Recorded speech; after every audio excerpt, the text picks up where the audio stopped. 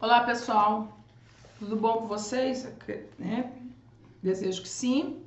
Enfim, nós estamos aqui para nossa videoaula. Lembrando que ela está sendo gravada, então há aí as intempéries do ambiente. Dentre esses intempéries, latido de cachorros. Enfim, nós estamos falando hoje sobre uma das áreas da ciência que mais colabora hoje para uma série de intervenções a respeito da compreensão do comportamento humano, que é a psicanálise. A psicanálise surge com Freud já ali no finalzinho do século XIX, início do século XX, mas ela é fruto de colaborações de pensadores anteriores. Por exemplo, Descartes, lá no início da modernidade, já vai propor a existência humana a partir de uma instância na qual ele chama de mente, né? Coisa pensante. O Descartes não vai dar esse nome de inconsciente, certo? É algo que vai ser dado depois por outros estudiosos, mas surge aí então, já nesse momento, a ideia de que existe algo em nós, que Platão já tinha trabalhado isso, só que ele vai dar o nome de ideia, né, mundo das ideias, que não pertence a simplesmente questão física, que é a mente, tá? E, posteriormente, um outro importante filósofo que eu gosto de destacar, que é o David Hume, ele vai trabalhar uma questão, quando ele vai desenvolver sua ética, de que modo que nós formulamos os princípios morais. Hume, como um empirista, vai valorizar de sobremodo as sensações, os sentimentos, as paixões.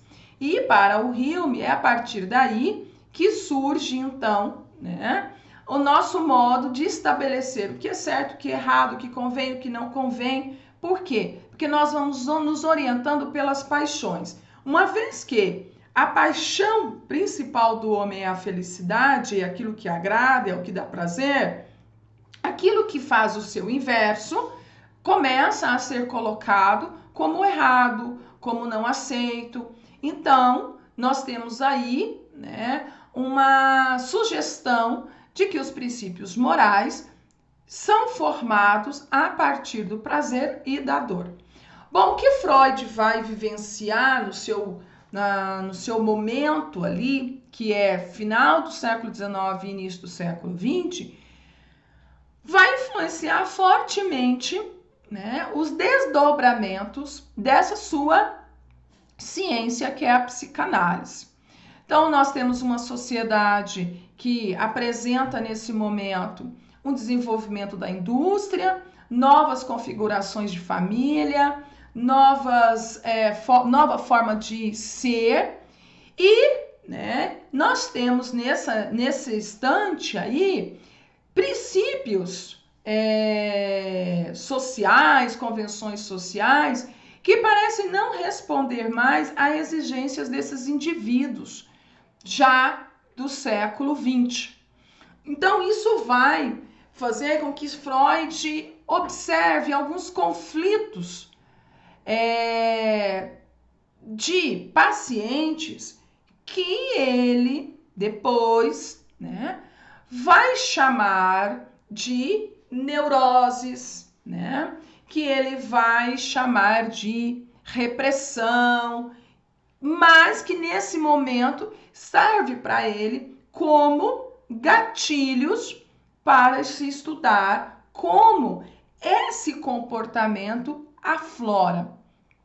Essa maneira, tá, de observar, de estudar e investigar é o que Freud vai chamar de psicanálise. Então, o que vai bem a ser a psicanálise, né? É uma forma de investigar, de compreender o modo em que a psique, a mente, orienta o comportamento do indivíduo, certo? Esse comportamento ora adequado, ora inadequado e assim de acordo com o que a sociedade vai delimitando, certo? Você já deve ter visto alguns exemplos, é uma tirinha muito comum, aparece nas redes sociais, de um sujeito sentado numa cadeira, né? No caso é o confortavelmente, né? Num divã, é o analisado, né? O paciente, e o outro que tá ali, parece, né? Fora do mundo, em outra dimensão, que é o terapeuta, que é o psicanalista. E aí tem uma espécie de um novelo lá na cabeça do sujeito, e pela boca tá saindo a linha. Essa é uma forma interessante de pensar a psicanálise, de interpretar a psicanálise, porque nada mais é, grosso modo, do que uma interpretação da fala. Mas aí a linguagem, a fala, ela representa o quê? Os sentimentos, que muitas vezes o analisado não tem pé, não tem noção, certo? E é o papel do terapeuta, então, do psicanalista, promover a situação que essa fala vai dando sentido, formatando, né, aquilo que parece sem sentido para o próprio analisado, certo? Então, por isso que é importante compreender o papel desse quase um monólogo, né, entre o analisado e o analista, porque é papel do analisado falar, que ao falar ele vai promovendo algo que é essencial na psicanálise, que são associações. Essas associações têm que ser livres.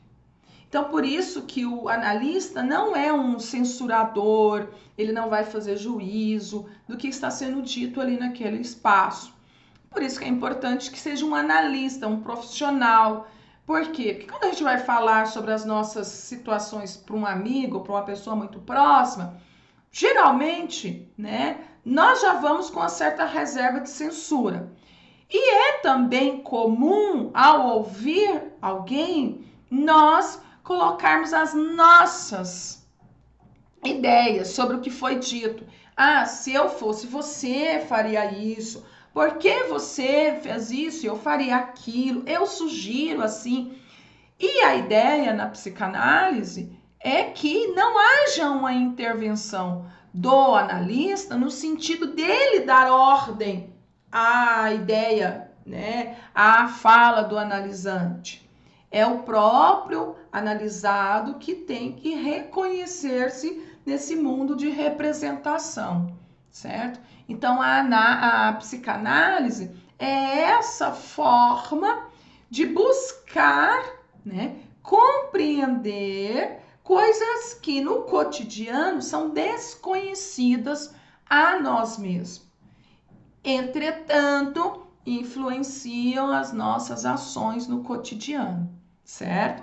E aí uma forma interessante que também usa-se muito para pensar a psicanálise é a figura do iceberg, né? Vamos pensar que eu fiz de uma maneira coerente o iceberg aqui. Então, no iceberg nós temos uma parte mínima que fica o quê? Que fica exposta, que é o que a gente vai chamar na psicanálise de consciente. A ponta do iceberg é o consciente, certo? Depois, abaixo do consciente, nós temos o pré-consciente, que faz, né, tem relações aí com o consciente e com aquela parte embaixo, que é a maior parte submersa, que é o inconsciente, certo?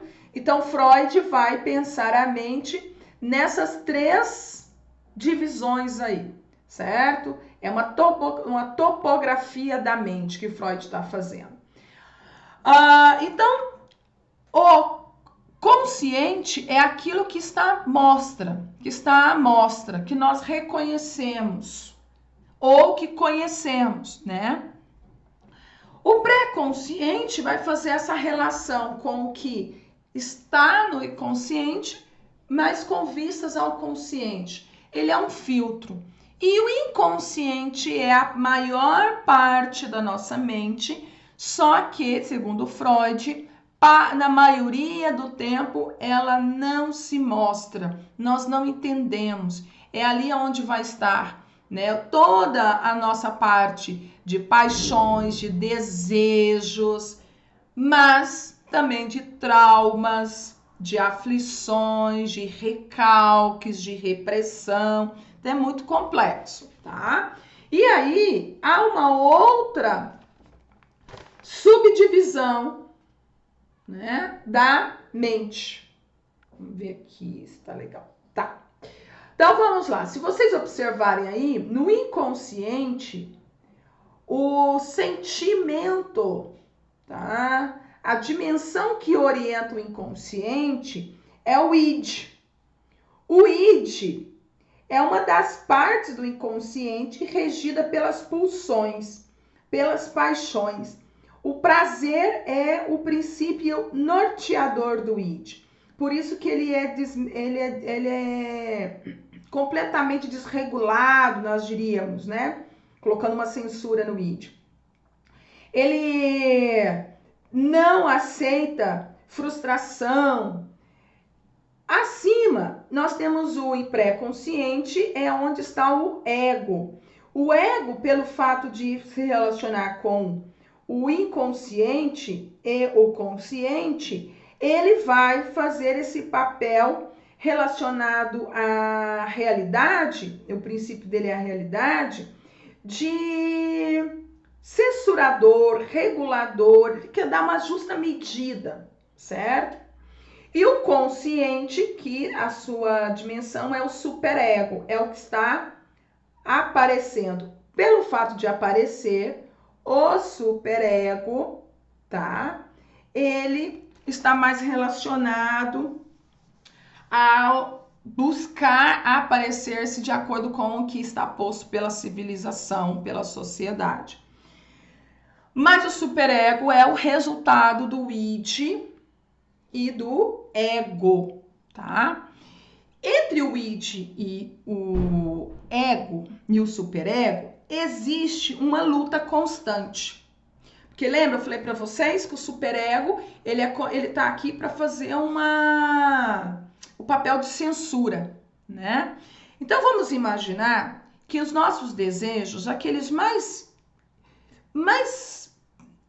profundos, que a gente não revela para ninguém, às vezes nem nós mesmos sabemos, é como se fosse uma bola de isopor em uma bacia. Se você joga uma bola de isopor, ela logo salta, né? Ou seja, esses nossos desejos ficariam aparente para todo mundo. A sociedade olha e julga. Então, nós, né, com o apoio do superego, vamos pegar esses desejos que muitas vezes a sociedade diz que não é interessante, não é correto, é pecado, coisas assim. Vai com a força que lhe convém empurrar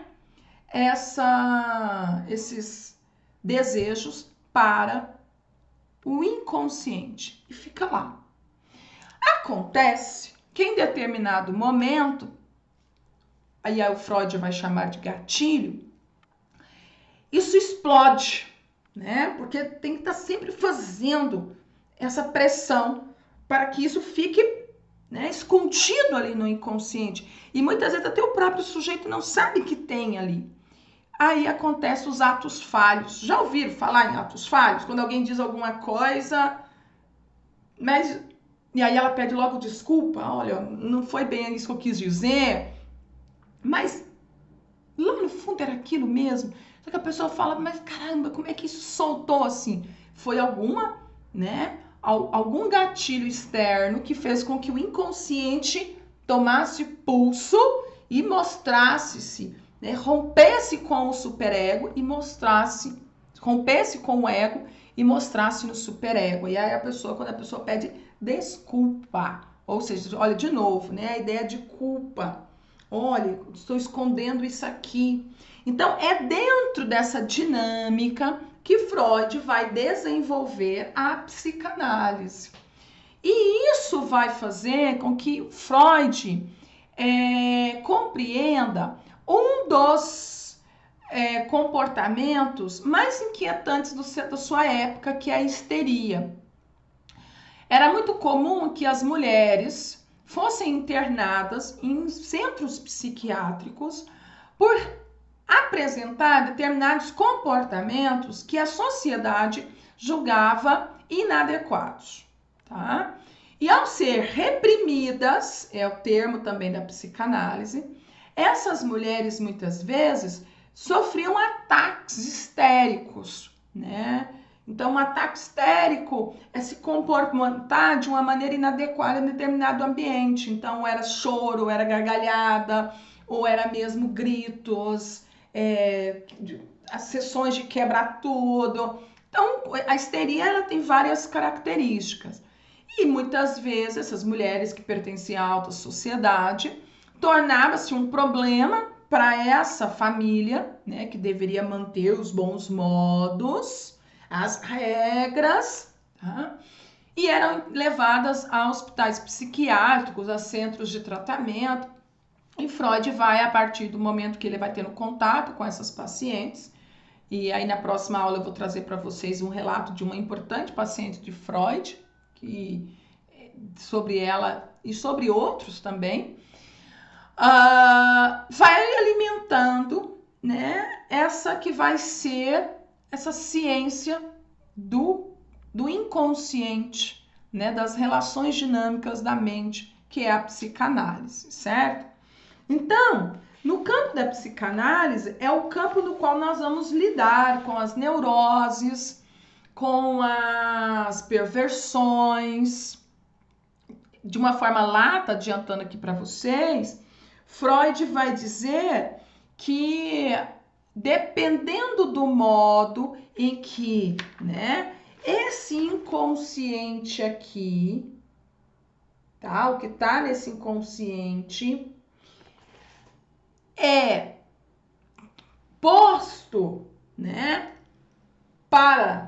emerge, certo? Ele vai alimentar as neuroses, ou ele vai se desenvolver em neuroses ou em perversões, certo? As neuroses, já adianto para vocês, não são coisas ruins. Né? Lacan vai fazer um trabalho interessante sobre isso, a gente vai ver Lacan. Mas, né, o problema é que não são só os neuróticos, a realidade não nos dá só aquele amigo neurótico, mania de limpeza, que tudo tem que estar certinho, é checar alguma coisa 4, 5 vezes, medo de falar uma coisa errada, então, eu tenho medo de pronunciar uma palavra errada, então não faço apresentações lá na frente. Então a neurose também de certo modo atrapalha no seu cotidiano, né? Então não dá para dizer que a neurose é de tudo bom, mas vamos ver isso depois com a justa medida. E a perversão, né? A perversão é o sadismo, né? O sádico que gosta ele se deleita com o sofrimento alheio. E aí o sadismo aí não é só no campo sexual, né? Tem várias outras áreas que está presente a ideia do sadismo.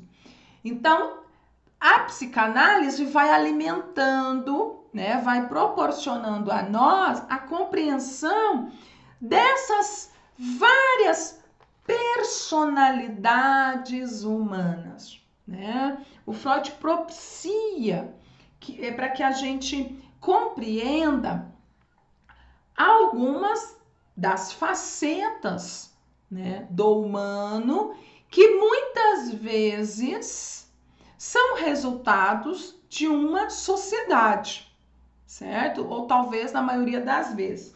E aí, para tratar isso, na próxima aula, nós vamos fazer uma análise dessa obra aqui do Freud, O Mal-Estar na Civilização. no qual Freud vai pensar, né, as diferentes configurações do indivíduo dentro de uma sociedade. O conflito entre indivíduo e sociedade é que vai desenvolver essas neuroses, vai desenvolver a perversão, e aí é quando nós vamos entender melhor os conceitos de repressão, os conceitos de gatilho,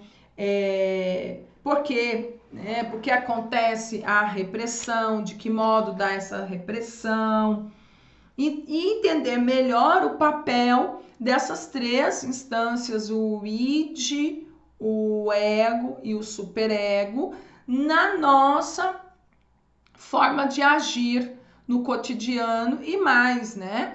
Por que será que às vezes nós falamos que vivemos em uma sociedade em condição de normose? Esse é o desafio que eu coloco aí para vocês. O que vem a ser normose, tá? Coloque isso na mente, aí a gente vai começar a próxima aula a partir disso e tentar entender esse princípio de normose, tá? A social, obviamente, a partir da psicanálise freudiana, perfeito? E essa é a atividade nossa da semana.